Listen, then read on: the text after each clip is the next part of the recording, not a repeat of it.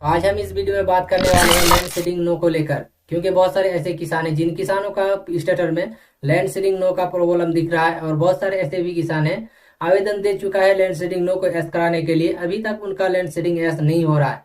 तो land seeding S कैसे किया जाएगा, इसी के बारे में आपको इस वीडियो के माध्यम से हम बताने वाले हैं। और जिन किसानों ने लैंड सीडिंग एस कराने के लिए कंप्लेन किए या लैंड सीडिंग करने के लिए आवेदन दिए हैं, उन किसानों का लैंड सीडिंग क्यों नहीं हो रहा और कब तक होना चाहिए, और लैंड सीडिंग नो का प्रॉब्लम क्यों आता है आपका स्टार्टर में, इसी के बारे में इस वीडियो के माध्यम से टोटल जानकारी आपको हम देने वाले हैं। तो चलिए वीडियो को शुरू करते हैं और आपको हम बताते हैं कि पीएम किसान सम्मान निधि योजना में आपका ये प्रॉब्लम क्यों आता है। तो सबसे पहले आपको बेनिफिशियरी स्टार्टर ओपन कर लेना होगा। ओपन करने के बाद आपको देखना होगा पर्सनल इन्फॉर्मेशन में आपका यहाँ पर किसी भी प्रकार का प्रॉब्लम तो नहीं है, जैसे कि आपका रजिस्ट्रेशन नंबर यहाँ पर शो कर रहा है या नहीं कर रहा, और यहाँ पर देखना होगा कि आपका डेट ऑफ रजिस्ट्रेशन ये आपका सही है कि नहीं है, मतलब आपका यहाँ पर रजिस्ट्रेशन डेट शो कर रहा है कि नहीं कर रहा है। उसके बाद आपका नेम ऑफ फार्मर, मतलब आपका नाम यहाँ पर शो कर रहा है कि नहीं कर रहा, मतलब जो आपका आधार कार्ड में जो नाम लिखा हुआ है वो नाम और आपका बेनिफिशियरी में जो नाम लिखा हुआ है सेम है कि नहीं है।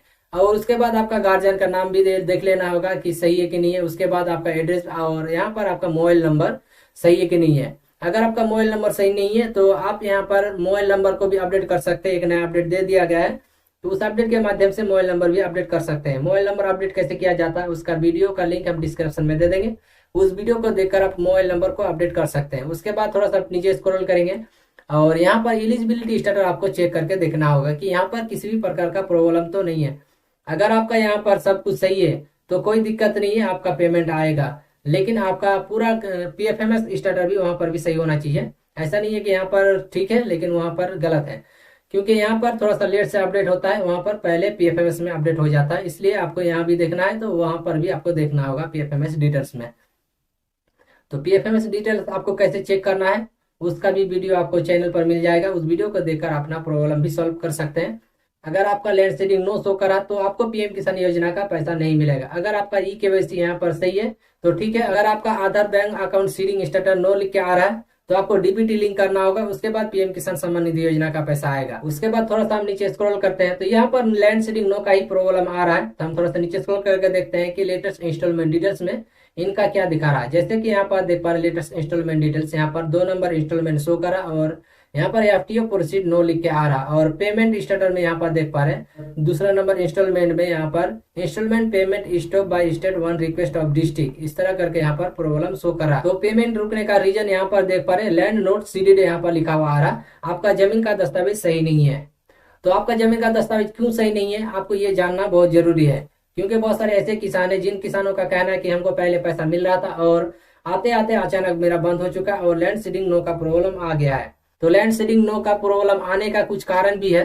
अब हो सकता है कि आपका जो परदादा का जमीन होगा या आपका दादा का जमीन होगा या आपका पिताजी का जमीन होगा, उस जमीन से आप पीएम किसान सम्मान निधि योजना का पैसा ले रहे हैं, और उसमें जो है कि जब वेरीफाई किया गया था उस टाइम हो सकता है कि आप उसमें वंशावली और ये जो होता है बंटवारा नामा वो नहीं डाले होंगे। उस कंडीशन में ये प्रॉब्लम आ रहा होगा, क्योंकि आधार बेस पर पेमेंट भेजा जाता है तो आपका जो जमीन है आधार कार्ड के साथ मैच होना चाहिए, तभी आपको पीएम किसान योजना का पैसा दिया जाएगा। और ये भी हो सकता है कि पहले आपका जमीन था और आप जमीन को बेच चुके हैं और उस जमीन से दूसरा किसान अपना पीएम किसान सम्मान निधि योजना में रजिस्ट्रेशन कर दिए होंगे, उसके बाद पीएम किसान योजना का बेनिफिट उस किसान को मिल रहा होगा। उस कंडीशन में आपका नाम यहाँ से हट गया होगा, उसके बाद लैंड सीडिंग नो का प्रॉब्लम आ गया होगा। और ये भी हो सकता है कि आधार कार्ड में जो आपका नाम लिखा हुआ है और आपका जमीन का जो दस्तावेज में नाम लिखा हुआ है उसमें कुछ वर्ड गलत होगा या उसमें नाम में कुछ मिसमैच होगा, उस कंडीशन में भी आपका लैंड सीडिंग नो आएगा, क्योंकि आपका जमीन का दस्तावेज में और आधार कार्ड में सेम होना चाहिए, कोई मिस्टेक नहीं होना चाहिए। अगर सही है तो आपका प्रॉब्लम नहीं आएगा, अगर आपका गलत है और पीएम किसान योजना का पैसा आ रहा तो आप जल्द से जल्द अपना नाम को सुधार कर ले, मतलब आपका जो जमीन का दस्तावेज है उसको सुधार कर ले, ताकि आगे चलकर आपका प्रॉब्लम ना आए। अगर किसी कारण आपका प्रॉब्लम आ गया है तो आपको क्या काम करना होगा, आपको जाना होगा तहसील में, वहां पर जाके कहना होगा कि मेरा लैंड सीडिंग नो का प्रॉब्लम आ रहा है।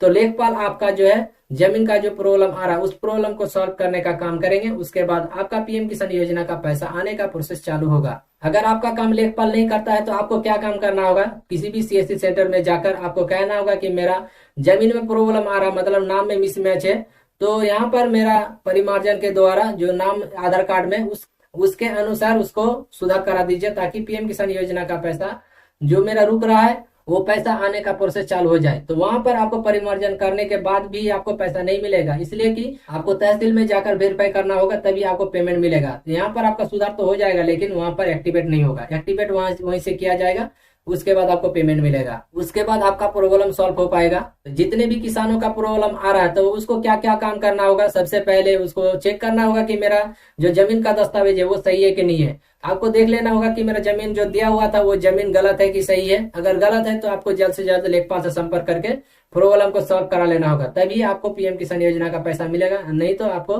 पीएम किसान योजना का पैसा कभी भी नहीं मिलेगा। और बहुत सारे ऐसे किसान हैं जिन किसानों का कहना है कि लैंड सीडिंग सही कराने के लिए हम आवेदन कई बार दे चुके हैं, फिर भी मेरा प्रॉब्लम सॉल्व नहीं हो रहा है, इसको सही करने का कोई नया उपाय बताइए। तो इसके लिए आपको क्या काम करना होगा, आपको एक कंप्लेन करना होगा। कंप्लेन किस तरह से किया जाता है उसका वीडियो का लिंक हम डिस्क्रिप्शन में दे देंगे, उस वीडियो को देखकर अपना प्रॉब्लम सॉल्व कर सकते हैं। और कंप्लेन के द्वारा जो भी निर्णय लिया जाएगा, मतलब वहां पर डॉक्यूमेंट्स आपका चेक किया जाएगा, उसके बाद आपका प्रॉब्लम सॉल्व करा दिया जाएगा ऑनलाइन के माध्यम से। अगर आपका काम काफी दिनों से नहीं हो रहा तब तो सबसे पहले लेखपाल से और किसी अधिकारी से संपर्क कीजिए, उसके बाद अपना प्रॉब्लम अगर सॉल्व नहीं हो रहा तो वहां पर जाके कंप्लेन कीजिए, उसका लिंक आपको डिस्क्रिप्शन में मिल जाएगा।